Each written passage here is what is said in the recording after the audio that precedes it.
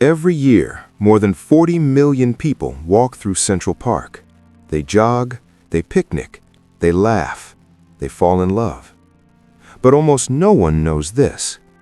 Beneath these green lawns, beneath the trees and peaceful walking paths, lies the remains of a forgotten village. A real community, with homes, with churches, with children, with dreams. A place that was erased on purpose. This is the dark history of Seneca Village, the community New York buried to build Central Park. Long before Central Park became the heart of New York City, this land was something else entirely. In the early 1800s, on what is now Manhattan's Upper West Side, stood a small but powerful settlement known as Seneca Village. It was home primarily to free African Americans, along with Irish and German immigrants. Yet today, most Americans have never heard its name. It is rarely mentioned in textbooks. There are no large monuments, no famous plaques. For more than a century, Seneca Village was almost completely forgotten. And that was not an accident. Seneca Village was founded in 1825. During a time when racism and inequality shaped nearly every aspect of American life. For African Americans in New York City, freedom did not mean safety or opportunity. Most were pushed into overcrowded neighborhoods, denied education, and excluded from political power. But Seneca Village was different.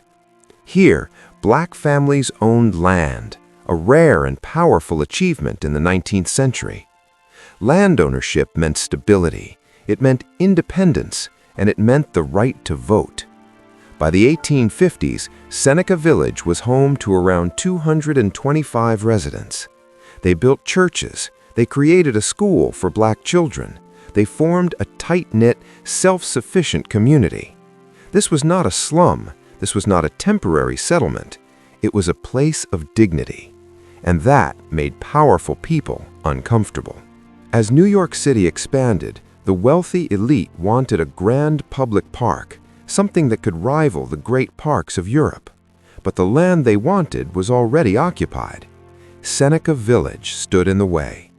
In 1853, the city used a legal weapon called eminent domain, allowing the government to seize private property for public use. On paper, residents were offered compensation. In reality, it was far from fair. Many families received far less than their homes were worth. Others were given no real chance to rebuild their lives elsewhere. Some residents fought back in court. They lost. The decision was final. The village had to go.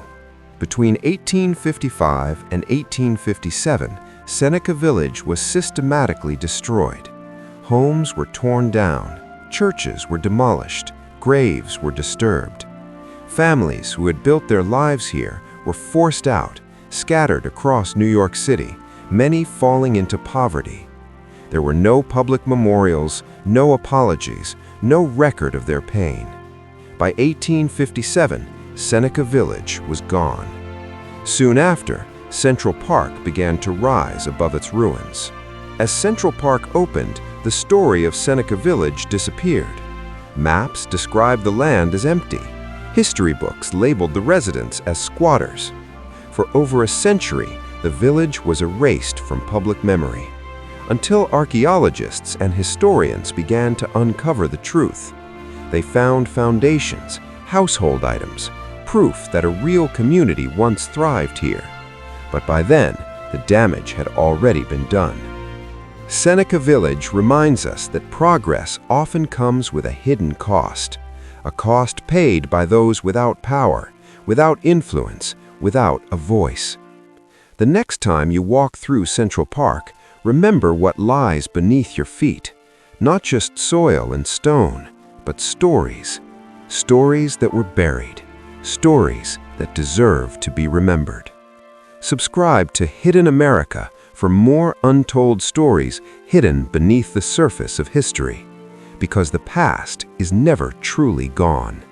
It is only forgotten.